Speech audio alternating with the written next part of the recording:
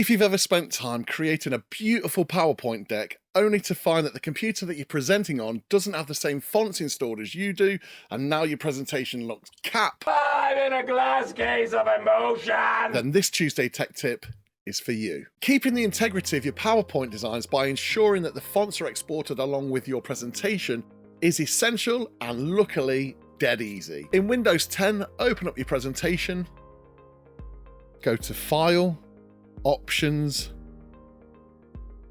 and then Save. And make sure the Embed Fonts checkbox is ticked. Selecting the embed only the characters used in the presentation will reduce the file size, but it limits editing of the file using this font. So if you're sharing a presentation which the other person might want to edit, then leave this box unchecked. Then click OK. And your presentation's ready to save with your fonts embedded.